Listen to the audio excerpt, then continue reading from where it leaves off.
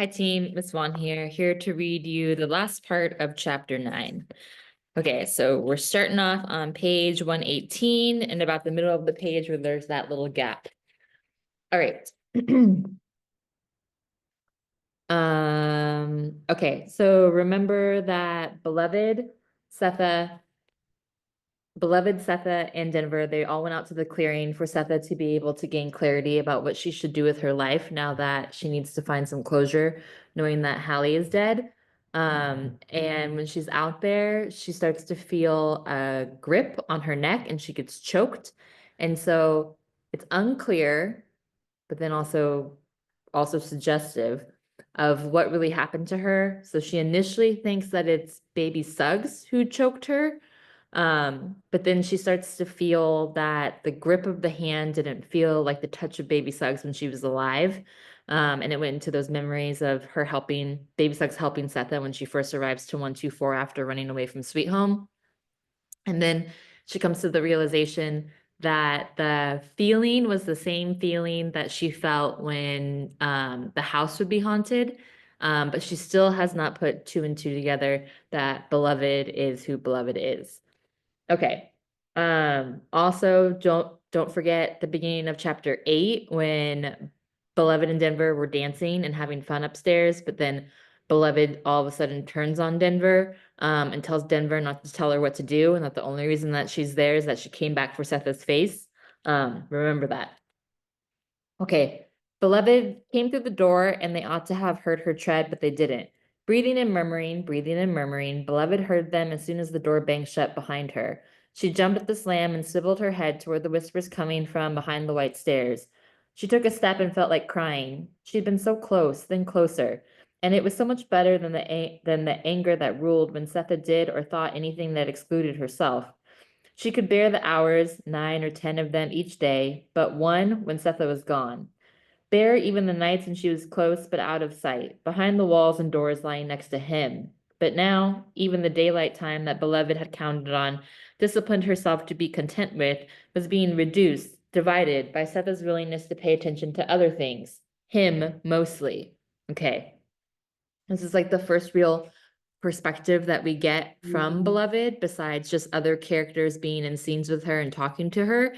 And she's jealous. So she's jealous that one, she's like, I already have to be away from Setha when she's at work. And so she's thinking about the person who's been getting the most of Setha's attention when she's not at work, and it's Paul D. All right. So go ahead, plant that seed. Um, him who said something to her that made her run out into the woods and talk to herself on a rock. Him who kept her hidden at night behind doors. And him who had hold of her now whispering behind the stairs after Beloved had rescued her neck and was now ready to put her hand in that woman's own. Okay, so remember that Beloved also is thinking to herself that, not remember, it's obvious here. Beloved is like, she has or Paul D has caused a lot of emotional turmoil for Setha. So Beloved is going to take that into account for a reason, a mark, a strike against Paul D. Beloved turned around and left. Denver had not arrived, or else she was waiting somewhere outside. Beloved went to look, pausing to watch a cardinal hop from limb to branch. She followed the blood spot shifting in the leaves until she lost it, and even then she walked on, backward, still hungry for another glimpse. She turned finally and ran through the woods to the stream. Standing close to its edge, she watched her reflection there. When Denver's face joined hers, they stared at each other in the water. You did it. I saw you, said Denver. What? I saw your face. You made her choke. I didn't do it. You told me you loved her. I fixed it, didn't I? Didn't I fix her neck? After you choked her neck. I kissed her neck. I didn't choke it. The circle of iron choked it. I saw you. Denver grabbed Beloved's arm. Okay, so like another confrontation is happening now between Denver and Beloved. Denver is on to Beloved and is like, you are the one that caused my mom to choke out in the clearing. And then Beloved snatches her arm away from Denver and says, Look out, girl, said Beloved, and snatching her arm away, ran ahead as fast as she could along the stream that sang on the other side of the woods. Left alone, Denver wondered if indeed she had been wrong. Okay, so it's switching to Denver's perspective now. She and Beloved were standing in the trees whispering, while Setha sat on the rock. Denver knew that the clearing used to be where baby Suggs preached, but that was when she was a baby. She'd never been there herself to remember it. 124 and the field behind it were all the world she knew or wanted. Once upon a time she had known more and wanted to, had walked the path leading to a real other house, had stood outside the window listening. 4 times she did it on her own, crept away from 124 early in the afternoon when her mother and grandmother had their guard down, just before supper after chores, the blank hour before gears changed to evening occupations. Denver had walked off looking for the house other children visited, but not her. When she found it, she was too timid to go to the front door, so she peeped in the window. Lady Jones sat in a straight-backed chair. Several children sat cross-legged on the floor in front of her. Lady Jones had a book. The children had slates. Lady Jones was saying something too soft for Denver to hear. The children were saying it after her. 4 times Denver went to look. The 5th time Lady Jones caught her and said, "Come in the front door, Miss Denver. This is not a sideshow." Okay, so Denver is starting to think to herself, like, I've never really felt, this is me pretending to be Denver right now. She's like, I never really felt a curiosity before outside of 124. But then she thinks, oh wait, yes, I have. I have felt curiosity when I used to go to school. So now we're getting this backstory in Denver's memory about when she used to go to school, and the teacher's name is Lady Jones. All right, so Denver's memory, she's in school.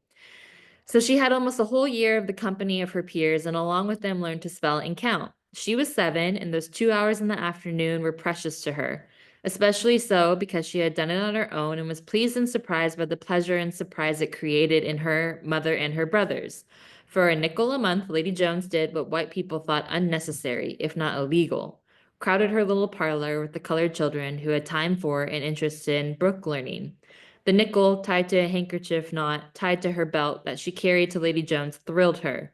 The effort to handle chalk expertly and avoid the scream it would make, the capital W, the little I, the beauty of the letters in her name, the deeply mournful sentences from the Bible Lady Jones used as a textbook. Denver practiced every morning, starred every night, afternoon. She was so happy she didn't even know she was being avoided by her classmates, that they made excuses and altered their pace not to walk with her. It was Nelson Lord, the boy as smart as she was, who put a stop to it, who asked her the question about her mother that put chalk, the little I, and all the rest of those afternoons held out of reach forever. She should have laughed when he said it or pushed him down, but there was no meanness in his face or his voice, just curiosity. But the thing that leapt up in her when he asked it was a thing that had been lying there all along. Okay, so we don't know what exactly he asked her yet. Um, but we can make assumptions because it's a question that gets asked of her that, as Toni Morrison says, the thing that leapt up in her when he asked her was a thing that had been lying there all along. So we've talked extensively about like how the brain is tricky and that it can hide things from us and that certain things that happen can bring it out. So when he asked her this question, which is about Setha, it's going to affirm something that she always knew about her mom, but she did not have confirmation of it. She never went back. The second day she didn't go. Setha asked her why not. Denver didn't answer. She was too scared to ask her brothers or anyone else Nelson Lord's question because certain odd and terrifying feelings about her mother were collecting around the thing that leapt up inside her. Later on, after baby Suggs died, she did not wonder why Howard and Bugler had run away. She did not agree with Setha that they left because of the ghost. If so, what took them so long? They had lived with it as long as she had. But if Nelson Lord was right, no wonder they were sulky, staying away from home as much as they could. Meanwhile, the monstrous and unmanageable dreams about Setha found release in the concentration Denver began to fix on the baby ghost. Before Nelson Lord, she had been barely interested in its antics. The patience of her mother and grandmother in its presence made her indifferent to it. Then it began to irritate her, wear her out with its mischief. That was when she walked off to follow the children to Lady Jones's homeschool. Now it held her for her all the anger, love, and fear she didn't know what to do with. Even when she did muster the courage to ask Nelson Lord's question, she could not hear Setha's answer, nor baby Suggs's words, nor anything at all thereafter. For 2 years she walked in a silence too solid for penetration, but which gave her eyes a power even she found hard to believe. Um, Okay, so I've told you guys about this little moment that happens within Denver's life. It's been hinted at in earlier in the book in the quiet time in her life. So Nelson Lord asked Denver this question about Setha. Denver goes home and asks Setha and baby Suggs, but it says that she could not hear Setha's answer, nor baby Suggs's words, nor anything at all thereafter. So if this were like a movie production, the way I imagine the scene is that Denver goes home and asks her mom, like, hey, did you really kill my sister? And then as soon as Setha starts to give her answer, or even baby Suggs might interject and give her answer to Denver, that there's like a piercing noise that overrides the whole scene, and we're unable to hear Setha's response. Um, but Denver knows. Denver knows the response. But then after that, there's 2 years of quiet that she has. Um,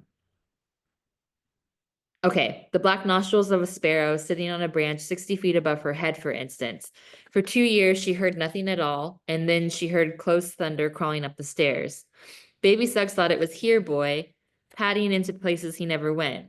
Oh, yeah, sorry. One more thing I wanted to clarify is that she, Denver was annoyed with the ghost when she was little, and that's one of the reasons why she left the house to go to school. But then once her school peers reject her, she goes back home and she kind of surrenders herself to the ghost to be like, okay, this is going to be my only friend now because the kids at school don't want to be my friend because my mom killed my sister. Okay, back to the top of page 122. Setha thought it was the India rubber ball the boys played with bounding down the stairs. Is that damn dog lost his mind? Shouted baby Suggs. He's on the porch, said Setha. See for yourself. Well, what's that I'm hearing then? Setha slammed the stove lid. Bugler, bugler, I told you not to use that ball in here. She looked at the white stairs and saw Denver at the top. She was trying to get upstairs. What? The cloth she used to handle the stove lid was balled in Setha's hand. The baby, said Denver. Didn't you hear her crawling? What to jump on first was the problem. That Denver heard anything at all, or that the crawling already baby girl was still at it, but more so. The return of Denver's hearing, cut off by an answer she could not bear to hear, caught on by the sound of her dead sister trying to climb the stairs, signaled another shift in the fortunes of the people of 124.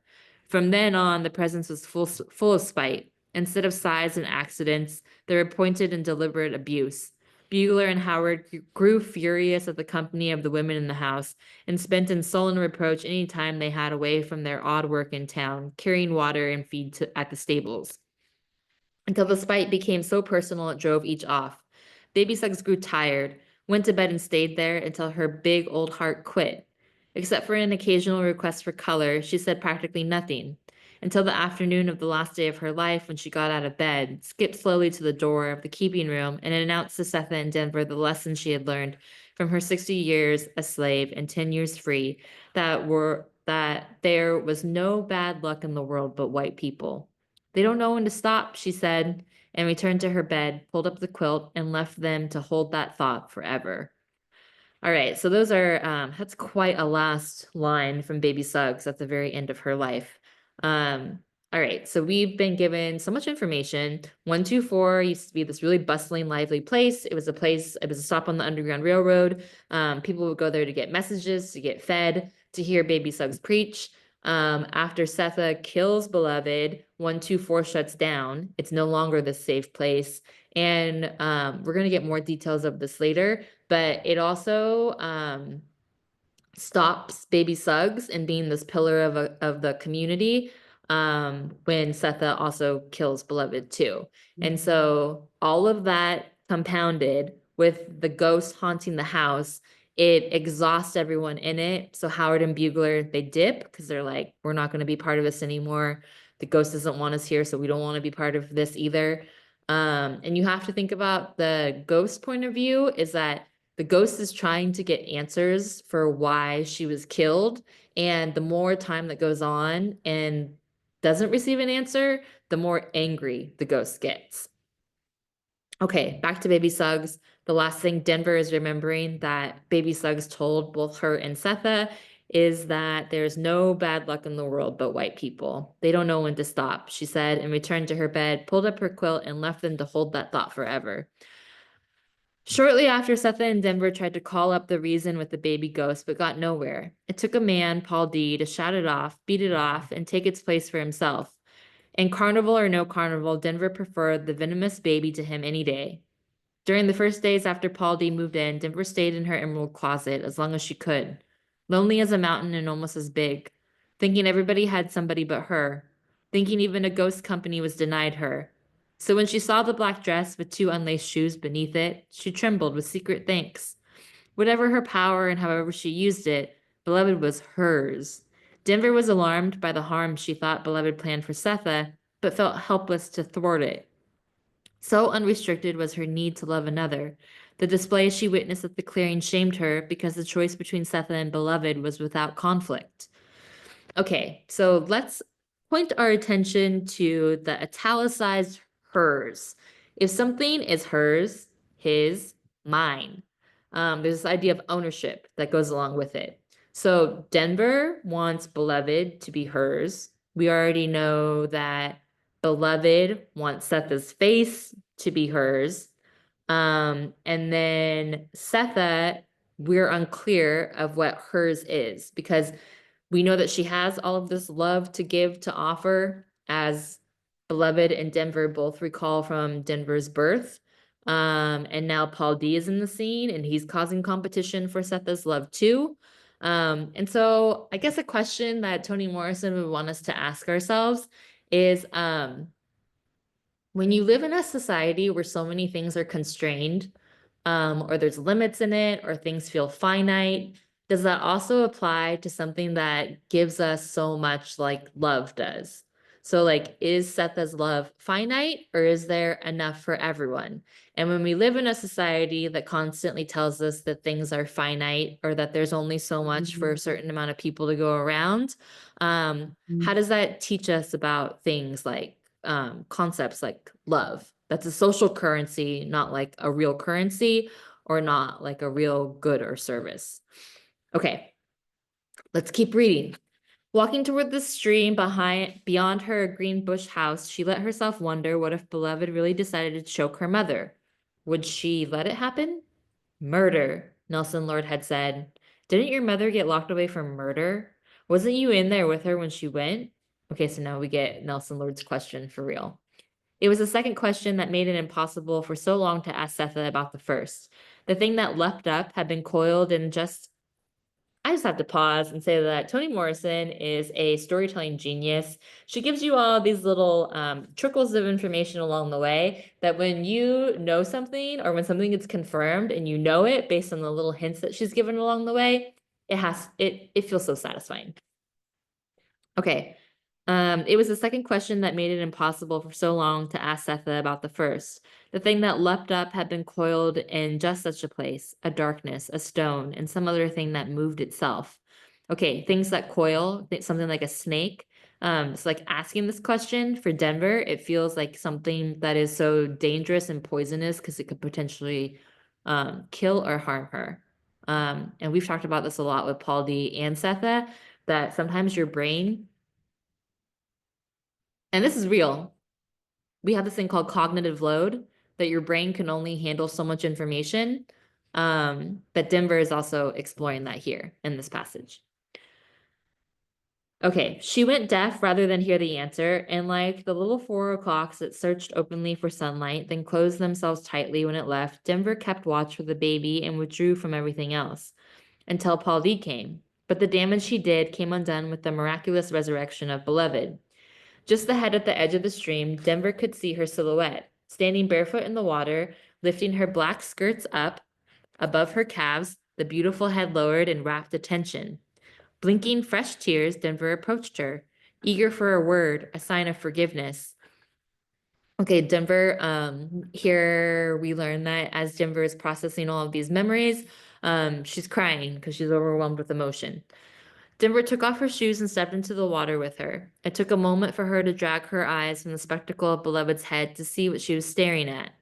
A turtle inched along. Okay, so just as a content warning, this is very similar to the corn scene that we read. So if the corn scene makes you feel uncomfortable, maybe turn the video off and just read this last paragraph to yourself. A turtle inched along the edge, turned and climbed to dry ground. Not far behind it was another one, headed in the same direction. 4 placed plates under a hovering, motionless bowl. Okay, so she's describing the turtle. 4 placed plates are the feet, and then the hovering, motionless bowl is the shell on the turtle's back. Behind her in the grass, the other one moving quickly, quickly to mount her. The impregnable strength of him, earthing his feet near her shoulders, the embracing necks, hers stretching up toward his bending down, the pat, pat, pat of their touching heads. No height was beyond her yearning neck, stretched like a finger towards his, risking everything outside the bowl just to touch his face. The gravity of their shields, clashing, countered, and mocked the floating heads touching. Beloved dropped the folds of her skirt. It spread around her. The hem darkened in the water. Okay, if we go all the way back to the very beginning of the chapter, again, literary genius Toni Morrison, she ended the chapter with these 2 turtles that are having sex and Beloved is watching, and they have their shells on it that make it almost seem like they're clashing or they're fighting. So they're shielded and they're having sex, shielded by their shell, but they're still having sex. Okay. Going back to the very beginning of the chapter, and we look at the quote that Baby Suggs had said, you got to lay down your sword and your shield. You got to lay it all down. You can't fight anymore. That's what Baby Suggs told Setha, but Beloved at the end of the chapter is going to get motivation to pick up her sword and shield and fight someone in 124. Okay, that's it for chapter 9. Thank you for listening. Hope you have a good day. Bye-bye.